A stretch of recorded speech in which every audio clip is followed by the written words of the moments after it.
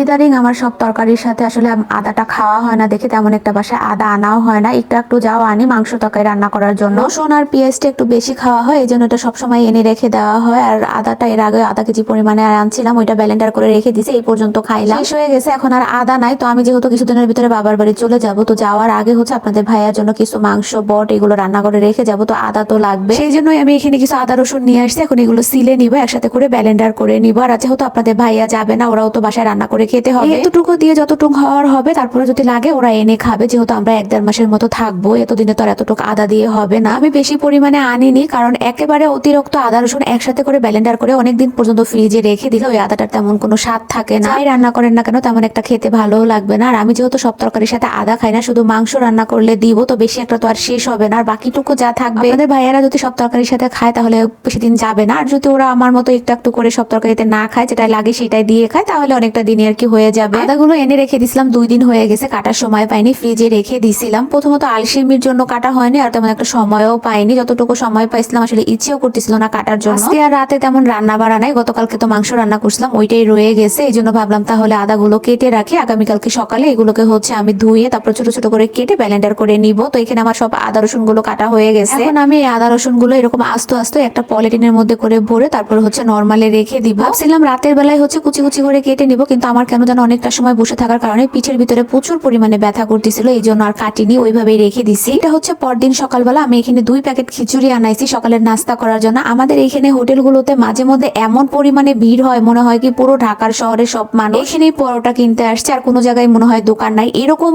মানে করে মানুষ উপরে পড়ে থাকে। তো অনেকটা সময় দাঁড়িয়ে থেকে তারপরে পরোটা আনতে হয়। তো দারোয়ান মামার দিয়ে তো আসলে সবসময় এইভাবে আনানো যায় না। আমি তো এখন বাইরে নাস্তা আনার জন্য যাই না, যখনই নাস্তা কিনে আনার সময় হয় মামাকে দিয়ে আনিয়ে খাই। তো ভাবলাম তাহলে আজকে খিচুড়ি দিয়েই নাস্তাটা করি। নর্মালি সকালবেলা আমার তো ভারী খাবার দিয়ে নাস্তা খেতে ভালো লাগে না, কেমনই যেন বিরক্ত লাগে। সকালবেলা একটা পরোটা একটু চা খেলে আমার কাছে ভালো লাগে, আর ওইটা তৃপ্তি সহকারেই খেতে পারি। তো যাই হোক, এখানে আমি আমার প্যাকেটের থেকে হচ্ছে আমি পুরো খিচুড়িটাই নিয়ে নিচ্ছি। এখানে অনেকগুলো খিচুড়ি, এতগুলো যদিও আমি খেতে পারবো না, যতটুকু পারে ততটুকুই খাবো, আর বাকিটুকু হচ্ছে রেখে দিব। আর আপনাদের ভাইয়ের প্যাকেটটা রেখে দিছি, ও ঘুম থেকে উঠলে ওরে আমি বের করে দিব খাওয়ার জন্য। আর সাথে হচ্ছে আমি একটা ডিমও ভেজে নিয়েছিলাম বাসায়। দোকানের থেকে শুধু খিচুড়ির সাথে ভর্তাই আনা হয়েছে, ডিম আনিনি, কারণ ডিমটা আনলে ওরা একটু বেশি দাম রেখে দেয়। আর বাসায় যেহেতু আমার ডিম আছে, এই জন্য আমি ভেজে নিছি। দোকান থেকে কিনে আনা খিচুড়িটা একটু ঝাঁঝালো টাইপের হয়, বেশি একটা খাওয়া যায় না, অল্পতেই অভুক্তি লেগে যায়। তো যাই হোক, খিচুড়িটা খাওয়া শেষ করে আমি এখানে একটা একটা করে রুমও পরিষ্কার করে নিছিলাম। আজকে যেহেতু অনেক কাজ, প্রত্যেকটা রুমের ফার্নিচার এবং রুম আমার পরিষ্কার করতে হবে। 2 দিন পর পরই হচ্ছে আমি এই কাজগুলো করি। যেহেতু এখন আর বৃষ্টির সিজন না, এই সিজনে ধুলাবালিটা একটু বেশি পড়ে, তেমন ময়লা হয় না, তারপরও আমার ভালো লাগে না। 2 দিন পর পর যত কষ্টই হোক না কেন আমি পরিষ্কার করে ফেলি। তো যাই হোক, এখানে হচ্ছে একটা বেডরুম আর ড্রয়িং রুমটা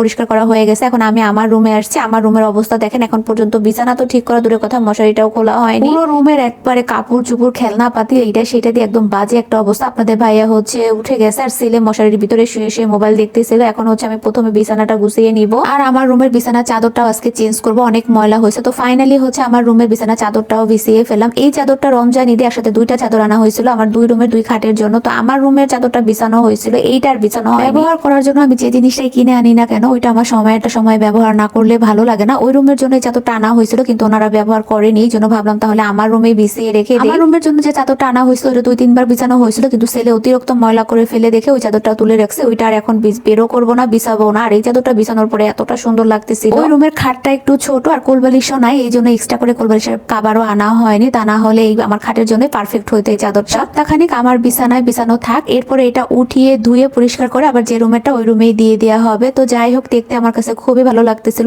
এতটা ভালো লাগবে যদি জানতাম তাহলে আমার রুমের জন্য এটা রেখে দিতাম। কাজকর্ম শেষ করে গোসল করে এরপরে হচ্ছে আমি নামাজটা পড়ে দুপুরের খাবার খাওয়ার জন্য ফ্রিজের থেকে তরকারি গুলো বের করে গরম করে নিব। এর মধ্যে ফ্রিজটা খুলে পুরো ইতিহাস। আমার একমাত্র ছেলের অবস্থা দেখেন, ফ্রিজে যে ড্রয়ার গুলোতে হচ্ছে আমি ডিম, তারপরে বিভিন্ন মশলাপাতি, পানির বোতলগুলো রাখি, ওর ভিতরে ওর যত ব্যবহার করার জুতা আছে সব সুন্দর করে সাজিয়ে রেখে দিছে। এগুলো যদিও নতুন কিছু না, ছোটবেলা থেকে ওই এরকম উল্টাপাল্টা কাজকর্ম করা, যত খেলনা থাক, তারপর ওর প্যান্ট, কাঁথা, কাপড় চোপড় যা কিছুই থাকতো না কেন, মাঝে মধ্যে ও ঢুকে বসে থাকতো ফ্রিজের ভিতরে। ইদানিং যদিও এই জিনিসগুলো একটু কম, কিন্তু আজকে কেন জানি ওর এই কাজটা করলো। তো আমি তো ফ্রিজ খুলে পুরো অবাক। আপনাদের ভাইয়াকে ডেকে এনে দেখালাম যে দেখো তোমার ছেলে কি অবস্থা করছে। ওর বাবা তো ছেলেকে কিছু বলবে দূরের কথা, হাসতে হাসতে আমি একটু ধমক দিছি দেখে ওর বাবা বলতেছে থাক, নষ্ট করলে আমার ছেলে করবে, লাগলে আমি কিনে দেবো, তোমার সমস্যা কোথায়। তারপর আর কি করার, বাবা যেহেতু ছেলেকে সাপোর্ট করতেছে, আমার তো আর কিছু করার নেই। নষ্ট করলে আমারও তেমন কোনো সমস্যা নাই। এই ফ্রিজটা মূলত একটু ছোট, আমি চাচ্ছি এর চাইতে বড় সাইজের একটা ফ্রিজ কেনার জন্য। শুরুতেই কিনতে চাইছিলাম, কিন্তু আপনাদের ভাইয়া তখন কিনতে দেয়নি, কিন্তু এখনো আমার আফসোসটা রয়ে গেছে। যদি এটা নষ্ট হয় হয় কিংবা কখনো সুযোগ আসে তাহলে বড় একটা ফ্রিজ কিনতে পারবো। তো যাই হোক, এরপর আমি এখানে দুপুরে খাবারগুলো গরম করে নিচ্ছিলাম, গরুর মাংস, তারপরে হচ্ছে ভাত, হচ্ছে একটু ডালও আছে। তো সবগুলোই হচ্ছে আমি এখানে গরম করে আমরা সবাই মিলে এখন দুপুরের খাবারটা খেতে বসে যাব। অলরেডি অনেকটা বেলা হয়ে গেছে। এরপর এটা হচ্ছে সন্ধ্যার সময় মা ছেলে দুজনেরই কেন যেন খুব ক্ষুধা লাগতেছিল। তো কি